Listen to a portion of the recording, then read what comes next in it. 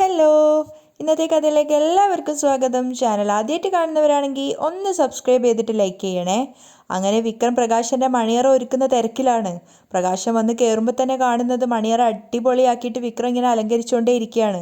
അത് കണ്ടിട്ട് പ്രകാശം പറയുന്നുണ്ട്, എന്താടാ മോനെ ഇത്? അപ്പോൾ വിക്രം സന്തോഷത്തോടെ പറയാണ്, അധികം മക്കൾക്കൊന്നും ഇങ്ങനെ ഒരു ഭാഗ്യം കിട്ടിക്കാണില്ല അച്ഛാ.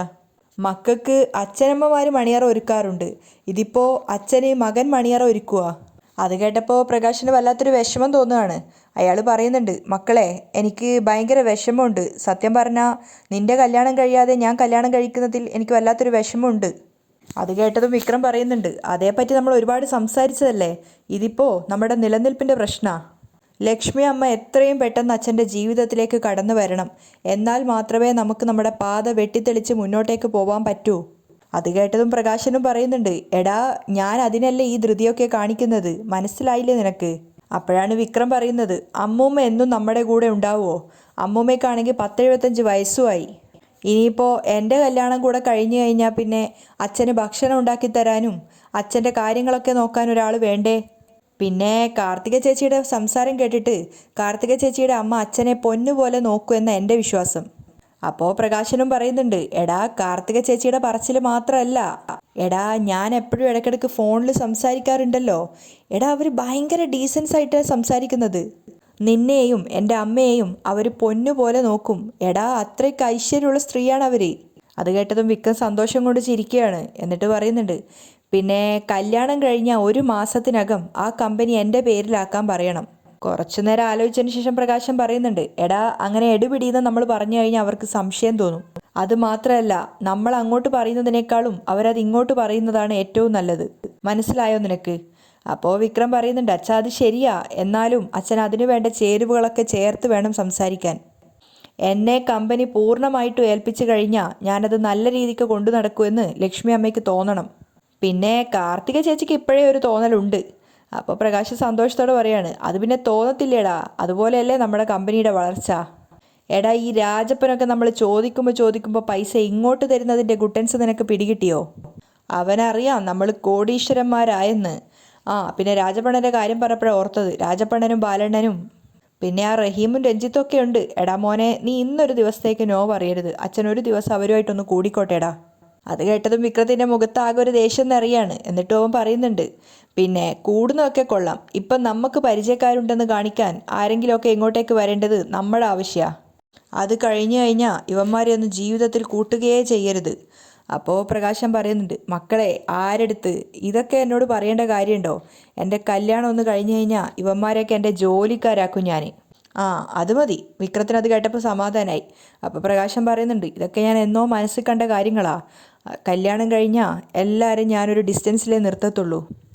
അപ്പോൾ പിന്നെ മണിയറ നീ നിൻ്റെ ഇഷ്ടത്തിന് ലേറ്റസ്റ്റ് ട്രെൻഡിൽ ഒരുക്കിക്കോ, അച്ഛനൊന്ന് പോയിട്ട് വരട്ടെ എന്നും പറഞ്ഞ് പ്രകാശം താഴോട്ടേക്ക് പോകുമ്പോഴേക്കും രാജപ്പനും ബാലണ്ണനും റഹീമും രഞ്ജിത്തും ഒക്കെ വന്നിട്ടുണ്ടായിരുന്നു. എല്ലാവരും മിനുങ്ങാനുള്ള സ്കോച്ചൊക്കെ ആയിട്ടാണ് വന്നിട്ടുള്ളത്. അവരെ കണ്ടപ്പോൾ തന്നെ ഭാനുമതിക്കും പ്രകാശൻ ഒത്തിരി സന്തോഷമാവുന്നുണ്ട്. അവരകത്തേക്ക് ക്ഷണിച്ചിട്ട് കുറേ സംസാരിക്കുകയൊക്കെ ചെയ്യാണ്. നീ തലേന്ന് തന്നെ വരാൻ പറഞ്ഞതുകൊണ്ടാണ് വന്നേന്നൊക്കെ ബാലണ്ണൻ പറയുന്നുണ്ട്. അത് പിന്നെ എന്തോന്ന് വർത്താനാണ്, നിങ്ങൾ മാത്രമല്ലേ ഉള്ളൂ എൻ്റെ സുഹൃത്തുക്കളും ബന്ധുക്കളൊക്കെ ആയിട്ട്. നിങ്ങൾ വരാതെ വല്ലതും നടക്കുമോ? നമുക്കിന്ന് രാത്രി അടിച്ച് പൊളിക്കണം. അപ്പോൾ രാജപ്പൻ പറയുന്നുണ്ട്, നീ പറഞ്ഞ ഫോറിൻ സാധനം ഞാൻ കൊണ്ടുവന്നിട്ടുണ്ട്. അപ്പോൾ പ്രകാശം പറയാണ്, ഇവിടെയും ഉണ്ട് കുറേ ഫോറിൻ സാധനങ്ങൾ. അതുകൂടാതെ കുറേ എണ്ണം ഞാൻ വേറെയും സെറ്റാക്കി വെച്ചിട്ടുണ്ട്. നാളെ രജിസ്റ്റർ ഓഫീസിൽ വെച്ച് കല്യാണം കഴിഞ്ഞ് 3 സ്റ്റാറിൽ കൂടുമ്പോൾ നമുക്കൊന്ന് കൂടാൻ വേണ്ടിയിട്ടുള്ളത്. അപ്പോൾ ബാലണ്ണൻ ചോദിക്കുന്നുണ്ട്, അതൊരു ബാർ അറ്റാച്ച്ഡ് ഹോട്ടലല്ലേ? എന്തോ നന്നായത്, ബാർ അറ്റാച്ച്ഡ് ഹോട്ടലാണെങ്കിലും നമുക്കൊരു പ്രൈവസി വേണ്ടേ, അതുകൊണ്ട് ഞാൻ വേറെ തന്നെ ഒരു ബാർ നമുക്ക് വേണ്ടിയായിട്ട് സെറ്റ് ചെയ്തിട്ടുണ്ട് എന്നൊക്കെ പറഞ്ഞ് പ്രകാശം പൊളു അടിച്ച് അഹങ്കരിക്കുകയാണ്. മണിയറയുടെ കാര്യമൊക്കെ ചോദിച്ച സമയത്ത് ഭാനുമതി പറയാണ്, അയ്യോ അച്ഛനെ തലയിൽ വെച്ച് കൊണ്ട് നടക്കുന്ന ഒരു മോനല്ലയോ ഇവിടെ ഉള്ളത്, അതുകൊണ്ട് മണിയറൊക്കെ മോൻ തന്നെയാണ് ഒരുക്കുന്നത്. ലോകത്തെങ്ങും ഇല്ലാത്തൊരു അച്ഛനും മോനും എന്നൊക്കെ പറഞ്ഞ് അവരങ്ങ് പുകഴ്ത്തുകയാണ്. അപ്പോൾ പ്രകാശനും പറയുന്നുണ്ട്, അണ്ണന്മാരെ നിങ്ങൾക്കറിയാലോ, എൻ്റെ ജീവിതത്തിൽ എൻ്റെ സുഖത്തിലും ദുഃഖത്തിലും കൂടെ നിൽക്കുന്ന ഒരേ ഒരാളേ ഉള്ളൂ, അതെൻ്റെ മോൻ വിക്രമാദിത്യനാ. അതാണ് എൻ്റെ ആകെ ഒരു മനസ്സമാധാനം. അപ്പോൾ രാജപ്പൻ പറയുന്നുണ്ട്, ഇനിയിപ്പോൾ കൂട്ടിനൊരാൾ വരാൻ പോവുമല്ലേ? കൂട്ടിനൊരാളല്ല രാജപ്പണ്ണ, ഞാൻ കല്യാണം കഴിക്കാൻ പോകുന്ന മഹാലക്ഷ്മിക്കൊപ്പം എനിക്കെൻ്റെ മോളെയും കിട്ടി, കാർത്തിക മോളെ. ഇതുവരെ എൻ്റെ ജീവിതത്തിലുണ്ടായിരുന്ന പാഴുകളില്ലേ, അവളുമാരെ ഞാൻ കടക്കലെ അങ്ങ് വെട്ടിക്കളഞ്ഞു. അവളുമാരുടെ ഏരിയയിലോട്ടൊക്കെ ഞാൻ നോക്കാറില്ല, പക്ഷെ ഇടയ്ക്ക് ഞാൻ നോക്കും അവളുമാരുടെ പതനം കാണാൻ. അതൊക്കെ പോട്ടെ, നമുക്ക് മുകളിൽ പോയിട്ട് മദ്യപിക്കാന്ന് പറഞ്ഞ് എല്ലാവരെയും കൂട്ടി അകത്തേക്ക് പോവാണ്. ആ സമയത്ത് പിന്നാലെ പോയിട്ടുണ്ടായിരുന്ന രാജപ്പനും ബാലനും പറയുന്നുണ്ട്, ഒരു പൊടിക്ക് അഹങ്കാരം ഇല്ലേ? അപ്പോൾ ബാലനം പറയാണ്, പൊടിക്കൊന്നല്ല, അഹങ്കാരത്തിൽ മുങ്ങിത്താണ് നിൽക്കുക. അങ്ങനെ നേരെ മണിയറയിലേക്കാണ് കൂട്ടിക്കൊണ്ട് പോകുന്നത്. ആ സമയത്ത് വിക്രം അവിടെ ഇങ്ങനെ ഓരോ ജോലികൾ ചെയ്തുകൊണ്ടിരിക്കുകയാണ്. അത് കണ്ടതും പ്രകാശൻ അഭിമാനത്തോടെ അവരോട് പറയുന്നുണ്ട്, കണ്ടാ എൻ്റെ മോൻ മണിയറ ഒരുക്കുന്നത് കണ്ടോ?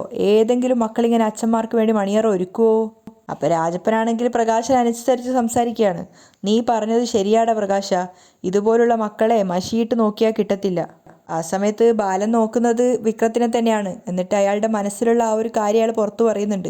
അതോടൊപ്പം തന്നെ സ്വന്തം അമ്മയെ കോടതിയിൽ കയറ്റി തള്ളി പറയുകയും ചെയ്തു. അത് കേട്ടതും വിക്രത്തിൻ്റെയും പ്രകാശൻ്റെയും മുഖം മങ്ങുകയാണ്. പ്രകാശൻ ദേഷ്യത്തോടെ പറയുന്നുണ്ട്, നോക്ക് ബാലണ്ണ, നിങ്ങൾക്ക് പണ്ടേ ഞാൻ വെറുക്കുന്ന എൻ്റെ ഭാര്യയോടും ആ മിണ്ടാത്ത ആ പെണ്ണിനോടും ഒരു സ്നേഹമുണ്ടെന്ന് എനിക്കറിയാം.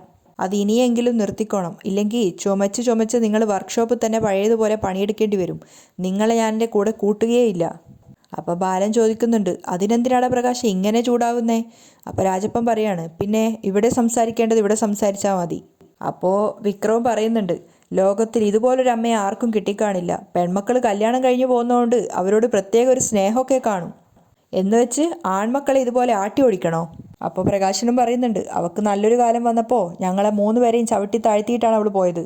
എന്നിട്ട് എത്ര തവണ എൻ്റെ മോനെ കള്ളക്കേസിൽ കുടുക്കിയത്? അപ്പോൾ ബാലൻ ചോദിക്കുകയാണ്, അത് കള്ളക്കേസായിരുന്നോ? പിന്നെ അല്ലാതെ. അപ്പോൾ വിക്രം പറയാണ്, പിന്നെ അല്ലാതെ, ആ കിരൺ എന്ന് പറയുന്നവൻ്റെയും അവൻ്റെ അച്ഛൻ്റെയും സ്വാധീനത്തിലാണ് ഞാൻ അകത്തു പോയത്. അപ്പോൾ രാജപ്പൻ ഇവരെ രണ്ടുപേരെ സപ്പോർട്ട് ചെയ്താണ് സംസാരിക്കുന്നത്. ആയിരിക്കും. എന്നിട്ട് ബാലന് നേരെ കണ്ണ് കാണിക്കുകയാണ്. അതിനുശേഷം വിക്രത്തിനോട് അവിടുന്ന് പോകാനും ബാക്കിയുള്ള മണിയറൊക്കെ അവർ ഒരുക്കിക്കോളാമെന്നും പറയുകയാണ്. അത് കഴിഞ്ഞിട്ട് പ്രകാശനോട് എങ്ങോട്ടേക്കാണ് ഹണിമൂൺ എന്നൊക്കെ വിക്രത്തിൻ്റെ മുന്നിൽ വെച്ച് ചോദിച്ചപ്പോൾ പ്രകാശന് ചമ്മലാവുകയാണ്. അപ്പോൾ അമേരിക്കയിലേക്കാണോ, സിംലയിലേക്കാണോ, സിംഗപ്പൂരിലേക്കാണോ എന്നൊക്കെ ചോദിക്കുന്നുണ്ട്. പ്രകാശൻ ഇങ്ങനെ നാണത്തോടെ നിൽക്കുകയാണ്. അതിനുശേഷം കൂട്ടുകാരുടെ വക നാളെ നല്ല അടിപൊളി ഒരു സ്വർണ്ണത്തിൽ പൊതിഞ്ഞൊരു കിരീടം ഉണ്ട് എന്നൊക്കെ പറഞ്ഞപ്പോൾ പ്രകാശൻ വാ പൊളിച്ച് നിൽക്കുകയാണ്.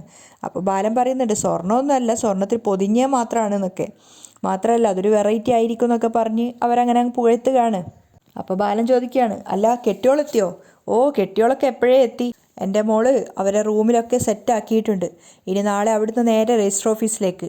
അല്ല, മറ്റ് ബന്ധുക്കളൊന്നും വരുന്നില്ലേ? ബാലൻ ചോദിക്കുകയാണ്. മറ്റ് ബന്ധുക്കളെന്ന് പറഞ്ഞാൽ അണ്ണാ, കമ്പനിയിൽ നിന്ന് എല്ലാവരും വരും. പിന്നെ ചെന്നൈയിൽ നിന്നൊക്കെ ഒരുപാട് ആൾക്കാരുണ്ട്. എൻ്റെ കയ്യിൽ ലിസ്റ്റ് തന്നെ ഇല്ല. 1500 പേർക്കേ ആകെ സദ്യ പറഞ്ഞിട്ടുള്ളൂ.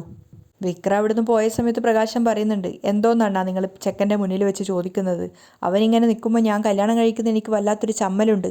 അപ്പോൾ രാജപ്പൻ പറയാണ്, അതൊന്നും വേണ്ടടാ, ഇപ്പോൾ മക്കളെ അച്ഛനമ്മമാരെ മക്കൾ കെട്ടിക്കുന്ന കാലമാണ്. അവർക്കിപ്പോൾ എന്ത് തന്നെയാലും കുഴപ്പമില്ല, ആഘോഷിക്കണം, അത്രയേ ഉള്ളൂ. അപ്പോൾ പ്രകാശൻ വികാരത്തോടെ സംസാരിക്കുകയാണ്. പക്ഷേ എൻ്റെ മോൻ അങ്ങനെയല്ല, അവൻ എനിക്ക് വേണ്ടി ജീവിക്കുന്നവനാ.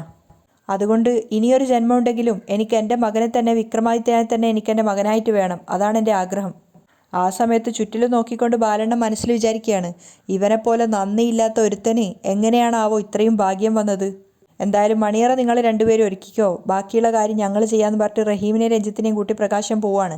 ആ സമയത്ത് ബാലൻ രാജപ്പനോട് പറയുന്നുണ്ട്, എന്നാലും ഇവൻ്റെ ഒരു ഭാഗ്യം നോക്ക് രാജപ്പ, അവനിപ്പോൾ എന്ത് പറഞ്ഞാലും നമ്മൾ അവൻ്റെ കൂടെ അങ്ങ് നിന്നാൽ മതി. രാജപ്പൻ പറയുന്നുണ്ട്, അല്പന ഐശ്വര്യം വന്നതാ, അവൻ അർദ്ധരാത്രി കൊടയും പിടിക്കും വടിയും പിടിക്കും.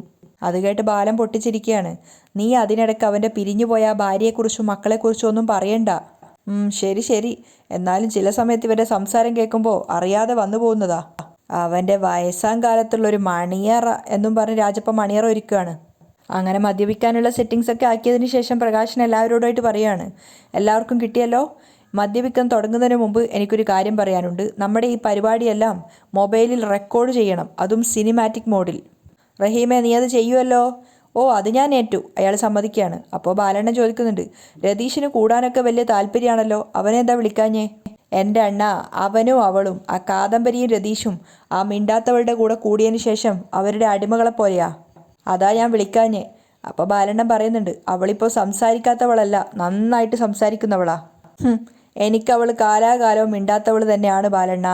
അപ്പോൾ ബാലൻ പറയുന്നുണ്ട്, എൻ്റെ പ്രകാശ, നീ ഇനിയെങ്കിലും കല്യാണിയോടുള്ള വെറുപ്പ് അവസാനിപ്പിക്കണം. അവളോടുള്ള വെറുപ്പ് ഞാൻ അവസാനിപ്പിക്കാനോ? എൻ്റെ പഴയ ഭാര്യ എൻ്റെ ഭാര്യ ആയിരിക്കെ തന്നെ ഈ കല്യാണി എന്ന് പറയുന്നവളെ ഞാൻ പടിയടച്ച് പിണ്ടം വെച്ചതാ. ഇപ്പോൾ ആ ഭാര്യയെ തന്നെ ഞാൻ ഉപേക്ഷിച്ചു. അപ്പോഴാണ് ഞാൻ ഇനി ഇവളെ അംഗീകരിക്കേണ്ടത്. എൻ്റെ പുതിയ ഭാര്യ വരുന്ന സമയത്ത് ഞാൻ അവളെ അംഗീകരിക്കാം. ഒന്നും മിണ്ടാതിരിക്കുക ബാലണ്ണ, ഓരോരോ കാര്യങ്ങളുമായിട്ട് വന്നോളൂ. ബാലണ്ണൻ ഒന്നും മിണ്ടാതെ പ്രകാശനെ നോക്കി നിൽക്കുകയാണ്. അപ്പോൾ രാജപ്പനും പറയുന്നുണ്ട്, എന്തൊക്കെ പറഞ്ഞാലും ദൈവികത ഉള്ള കുട്ടിയാണ് കല്യാണി. അത് കേട്ടതും പ്രകാശൻ ഒന്നുകൂടെ ദേഷ്യം കയറുകയാണ്. ഓ, എല്ലാവരും കൂടെ അവളെ പുകഴ്ത്താൻ വേണ്ടിയിട്ടാണോ എൻ്റെ പാർട്ടി വന്നിരുന്നത്? ഇങ്ങനെയാണ് പോകുന്നതെങ്കിൽ ഞാൻ ഈ പാർട്ടി ഇവിടെ തന്നെ ക്യാൻസൽ ചെയ്യും, പറഞ്ഞേക്കാം. നിനക്ക് ഇഷ്ടമില്ലെന്നറിയാം, എങ്കിലും സത്യങ്ങൾ വിളിച്ചു പറയണ്ടേ പ്രകാശ? രാജപ്പൻ ചോദിക്കുന്നുണ്ട്. എന്തോന്ന് സത്യം രാജപ്പണ്ണ? എൻ്റെ ഈ മോൻ്റെ മുന്നിലുണ്ടല്ലോ എൻ്റെ 2 പെൺമക്കളും ബിഗ് ബിഗ് സീറോ. ഇനി അത് അവളുമാര് തിരിച്ചറിയാൻ പോകുന്നതേ ഉള്ളൂ. കാർത്തിക മോളുമായിട്ട് എനിക്കിപ്പോൾ വെറും സ്നേഹബന്ധം മാത്രമേ ഉള്ളൂ. പക്ഷേ ഇനി അവളുടെ അമ്മയെ കല്യാണം കഴിച്ചു കഴിഞ്ഞാൽ അവളെനിക്കാരാ? Official doctor. അത് കഴിഞ്ഞാൽ പിന്നെ LK കൺസ്ട്രക്ഷൻ്റെ ഉടമാവകാശം ഈ പ്രകാശനും വിക്രത്തിനും ഉണ്ടാവും. ഞാൻ അവളെ കല്യാണം കഴിച്ചു കഴിഞ്ഞാൽ ഇപ്പം വിക്രം വെറും MD അല്ലേ, അത് കഴിഞ്ഞാൽ അവനതിൻ്റെ ഓണറായിട്ട് മാറും. ഇപ്പം തന്നെ കിരണിൻ്റെ കമ്പനിയെ പൊളിച്ചടുക്കിയിരിക്കുക. ഇനി അതും കൂടി അവൻ്റെ കമ്പനിയിലേക്ക് വന്നു കഴിഞ്ഞാൽ അവനതിനെ വലിച്ചെടുക്കും. അതാണ് എൻ്റെ വിക്രമാദിത്യൻ. പ്രകാശൻ ഇങ്ങനെ അഹങ്കരിച്ച് പറഞ്ഞുകൊണ്ടേയിരിക്കുകയാണ്. അപ്പോൾ രാജപ്പൻ പറയുന്നുണ്ട്, എടാ പ്രകാശ, എൻ്റെ ആദ്യ ഭാര്യ മരിച്ചതിന് ശേഷം മറ്റൊരു വിവാഹം കഴിക്കാൻ വേണ്ടി ഞാൻ എന്തോരം ത്യാഗം സഹിച്ചു എന്നറിയോ? അങ്ങോട്ട് പണം കൊടുക്കാമെന്ന് പറഞ്ഞിട്ട് പോലും എനിക്കാരെയും കിട്ടിയില്ല. എന്നിട്ടും നിനക്കെങ്ങനെയാടാ പ്രകാശ ഈ പ്രായത്തിൽ ഇങ്ങനെ ഒരു കോടീശ്വരിയെയും മോളെയും കിട്ടിയത്? എന്തോന്ന് ഈ പ്രായത്തിലോ? എനിക്കെന്താ നിങ്ങളുടെ പ്രായമാണോ? അപ്പോൾ രാജപ്പൻ ചോദിക്കുന്നുണ്ട്, നമ്മളൊക്കെ സമപ്രായക്കാരല്ലേടാ? അപ്പോൾ ബാലനും പറയുന്നുണ്ട്, സമപ്രായമൊന്നുമല്ല, എൻ്റെയും തൻ്റെയും പ്രായം ഒന്നാണ്. പ്രകാശനൊരു 2-3 വയസ്സ് എളുപ്പം കാണും. 2-3 വയസ്സോ? 10-15 വയസ്സ് എളുപ്പമുണ്ട്. പ്രകാശൻ അതിനിടയിൽ കയറി പറയുകയാണ്. രാജപ്പൻ കൂടുതൽ വഷളാക്കണ്ടെന്ന് വിചാരിച്ചിട്ട് വേഗം പറയുന്നുണ്ട്, എന്തായാലും ചിയേഴ്സ്. അങ്ങനെ അവരെല്ലാവരും കൂടെ സന്തോഷത്തോടെ മദ്യപിക്കുകയാണ്. റഹീമാണെങ്കിലൊക്കെ ഫോട്ടോ വീഡിയോയിൽ ഉൾപ്പെടുത്തുന്നുമുണ്ട്. ഒക്കെ ഇടയ്ക്കിടയ്ക്ക് പ്രകാശൻ ചോദിക്കുന്നുണ്ട്, ഒക്കെ കിട്ടിയല്ലോ അല്ലേ? അപ്പോഴേക്കും കൃത്യമായിട്ട് അത് ബൈജുവിൻ്റെ ഫോണിൽ വന്നിട്ടുണ്ടായിരുന്നു. ബൈജു ആ വീഡിയോ കണ്ടുകൊണ്ടിരിക്കുമ്പോഴാണ് കിരൺ അങ്ങോട്ടേക്ക് വരുന്നത്. കിരൺ ബൈജുവിനോട് ചോദിക്കുന്നുണ്ട്, എന്താടാ ചിരിക്കുന്നതെന്ന്. അപ്പോൾ ബൈജു വേഗം എന്താക്കിയെന്ന് വെച്ചാൽ ആ വീഡിയോ എടുത്ത് കിരണിന് കാണിച്ചു കൊടുക്കുകയാണ്. അല്ല അളിയ, രതീഷിനെ വിളിച്ചിട്ടില്ലായിരുന്നോ? അയാളെയും കൂടെ വിളിച്ചിട്ടുണ്ടെങ്കിൽ ഇതുണ്ടെന്ന് പറഞ്ഞാൽ അയാൾ എന്തായാലും പോവുമായിരുന്നു, ബൈജു പറയാണ്. അപ്പോൾ കിരൺ പറയുന്നുണ്ട്, എടാ പഴയ രതീഷല്ല ഇപ്പോഴുള്ള രതീഷ്. ഇപ്പോൾ രതീഷിന് കുറച്ച് ആത്മാഭിമാനവും അന്തസ്സും ഒക്കെ വന്നിട്ടുണ്ട്. ഇപ്പോൾ നിന്നെപ്പോലെ അവനും ഒരുപാട് മാറ്റം വന്നു. അപ്പോഴേക്കും കല്യാണിയും ദീപയും അങ്ങോട്ടേക്ക് വന്നിട്ടുണ്ടായിരുന്നു. അത് കഴിഞ്ഞപ്പോൾ കല്യാണിക്കും ദീപയ്ക്കും ആ ഒരു വീഡിയോ കാണിച്ചു കൊടുക്കുകയാണ് കിരൺ. ബാലണ്ണനും രാജപ്പനും ഒക്കെ ഉണ്ടെന്ന് പറഞ്ഞപ്പോൾ കല്യാണിയും ദീപ അത് തന്നെ ശ്രദ്ധിച്ചു നോക്കുകയാണ്. അപ്പോൾ ബൈജു പറയുന്നുണ്ട്, കല്യാണിയെ കെടാൻ പോകുന്ന തീയുടെ ആളിക്കത്തലല്ലേ ഇതൊക്കെ? ഇതിനൊക്കെ പണം കൊടുത്ത ആളാണ് കൂടെ ഇരുന്ന് മദ്യപിക്കുന്നത്, രാജപ്പൻ. കിരൺ പറയുന്നുണ്ട്. അപ്പോൾ ദീപ പറയാണ്, ഇനിയിപ്പോൾ അയാളുടെ കടം വീട്ടാൻ വേണ്ടി മോനൊപ്പം അച്ഛനും ഏതെങ്കിലും വീട്ടിൽ കയറി ആരുടെയെങ്കിലും തലതല്ലി പൊളിക്കുമോ അറിയില്ല. അപ്പോൾ കല്യാണിയും പറയാണ്, രണ്ടും ജയിലിൽ കിടക്കുന്നത് അമ്മേ നല്ലത്, അതിനുള്ള അർഹത 2 പേർക്കും ഉണ്ട്. അല്ല ദീപേച്ചേ, നിങ്ങൾ കല്യാണത്തിന് പോകുന്നുണ്ടോ? ബൈജു ചോദിക്കുന്നുണ്ട്. ഇല്ല, ഞാനില്ല, ഇവർ 2 പേരും പോകുന്നുണ്ടല്ലോ. അപ്പോൾ കിരൺ പറയുന്നുണ്ട്, മിക്കവാറും പണം കൊടുത്ത രാജപ്പൻ അത് തിരിച്ചു കിട്ടാതെ വരുമ്പോൾ പ്രകാശനെ ഇതുപോലെ ഒന്ന് സൽക്കരിക്കും. അവിടെ വെച്ച് മദ്യം അയാളുടെ തലവഴി ഒഴിച്ചിട്ടായിരിക്കും അയാളെ കത്തിക്കാൻ പോകുന്നത്. അത് കഴിഞ്ഞ് പിന്നെ കാണിക്കുന്നത് ഹോസ്പിറ്റലിൽ കുഞ്ഞിനെ കളിപ്പിക്കുന്ന ശാരിയാണ്. അത് നോക്കി നിൽക്കുകയാണ് മനോഹറും സരയും. കുഞ്ഞിനോട് ശാരി പറയുന്നുണ്ട്, കുഞ്ഞാവേ ഇതാ നോക്കിയേ, ആരെയും നോക്കി നിൽക്കുന്നേ, കുഞ്ഞിൻ്റെ അച്ഛനാണോ? അപ്പോൾ അതൊക്കെ കേട്ട് മനോഹർ ഇങ്ങനെ പുകഴ്ത്തിട്ട് നിൽക്കുന്ന പോലെ നിൽക്കുകയാണ്. ആ സമയത്ത് സരയു പറയുന്നുണ്ട്, മനുവേട്ടന് കുഞ്ഞിനെ എടുക്കാൻ പേടിയാണമ്മേ. അപ്പോൾ മനോഹർ ചിന്തിക്കുന്നുണ്ട്, എനിക്കോ പേടി? ഇതുപോലെ ഒരുപാട് കുഞ്ഞുങ്ങളെ ഞാൻ എടുത്തതാ മോളെ. അല്ലെങ്കിലും ആണുങ്ങൾക്ക് തലയുറച്ച കുഞ്ഞിനെയാണ് എടുക്കുന്നതാ ഇഷ്ടം, ശാരി പറയുന്നുണ്ട്. അപ്പോഴേക്കും രാഹുൽ അങ്ങോട്ടേക്ക് വരികയാണ്. അത് കണ്ടത് എല്ലാവരുടെയും മുഖത്ത് ആകെ ദേഷ്യം നിറയുന്നുണ്ട്. അടുത്തെത്തിയപ്പോൾ രാഹുലിനോട് ശാരി പറയുന്നുണ്ട്, ഇതുവരെ ഈ കുഞ്ഞിനെ നിങ്ങളൊന്ന് എടുത്തോ മനുഷ്യ, നേരാൻ വണ്ണം ഒന്ന് കണ്ടോ? അപ്പോൾ മനോഹർ പറയാണ്, അപ്പൂപ്പനും അമ്മൂമ്മയാണ് കുഞ്ഞുങ്ങളെ ഏറ്റവും കൂടുതൽ ലാളിക്കുന്നത്. അതുകൊണ്ട് കുറച്ചുകൂടെ കഴിഞ്ഞാൽ അച്ഛന് മോളില്ലാതെ പറ്റില്ല എന്നുള്ളൊരവസ്ഥ വരും. അത് കേട്ടപ്പോൾ രാഹുൽ മനസ്സിൽ ചിന്തിക്കുകയാണ്, അതേടാ അങ്ങനെ തന്നെ വരും. അപ്പം ശാരി പറയാണ്, നോക്കുമോനെ, അത് പറഞ്ഞിട്ട് പോലും മുഖത്തൊരു പുഞ്ചിരിയില്ല. ഈ അടുത്ത സമയത്തായിട്ട് ഇയാൾ ഇങ്ങനെയാണ് നടക്കുന്നത്, റോബർട്ടിനെ പോലെ. അപ്പോൾ രാഹുൽ പറയുന്നുണ്ട്, നാളെയാ ഒരുത്തൻ്റെ കല്യാണം, ആ പ്രകാശൻ്റെ. ആ പറഞ്ഞ പോലെ അത് ശരിയാണല്ലോ. നിങ്ങൾ ഒരു കാര്യം ചെയ്യ്, അതുപോലെ ഒരു കല്യാണം കൂടെ കഴിക്കുക, എന്നിട്ട് എൻ്റെ ജീവിതത്തിൽ നിന്ന് ഒഴിഞ്ഞുതാ. ശാരി വെറുപ്പോടെ പറയാണ്. അപ്പം മനോഹർ ചോദിക്കുന്നുണ്ട്, എന്താ അമ്മ ഇത്? വേറൊന്നും അല്ല മോനെ, ഇങ്ങേരിപ്പോൾ ഉള്ളതും ഇല്ലാത്തതും ഒരുപോലെയാ. സ്വപ്നലോകത്ത് ജീവിക്കുന്ന ഒരാൾ, സങ്കല്പ ജീവി. അപ്പം രാഹുൽ പറയുന്നുണ്ട്, നിനക്കെന്നെ എന്ത് പേരിട്ട് വേണേലും വിളിക്കാം, അതിലൊന്നും എനിക്ക് ഒരു പരാതിയുമില്ല. അപ്പം ശാരി പറയുന്നുണ്ട്, എങ്ങനെയാ പരാതിപ്പെടുന്നത്? എൻ്റെയും എൻ്റെ മോളുടെയും കാര്യങ്ങൾ നോക്കി നടത്തിയിരുന്ന എൻ്റെ മോളുടെ അച്ഛൻ മരിച്ചുപോയി. ഇപ്പം അങ്ങേരുടെ നിഴല് മാത്രമാണ് മുന്നിൽ നിൽക്കുന്നത്, വെറും നിഴല്. നിന്നോട് വായിട്ടളക്കാൻ എനിക്ക് നേരെയില്ല. ഡാ മനു, ഒന്നിങ്ങ് വന്നേ. അപ്പോൾ സരയു ദേഷ്യത്തോട് പറയാണ്, എന്തിനാ ഏത് നേരവും മനുവേട്ടനെ വിളിച്ചുകൊണ്ട് പോകുന്നേ? മനുവേട്ടൻ കുഞ്ഞിനെയും കളിപ്പിച്ചുകൊണ്ട് ഇവിടെ ഇരിക്കുക. അപ്പം മനോഹർ പറയുന്നുണ്ട്, എന്തായാലും അച്ഛൻ വിളിച്ചതല്ലേ, എന്തെങ്കിലും അത്യാവശ്യം കാണും. അപ്പം ഷാരി പറയാണ്, എന്തോന്ന് അത്യാവശ്യം മോനെ, എന്തെങ്കിലും വട്ട് പറയാനായിരിക്കും.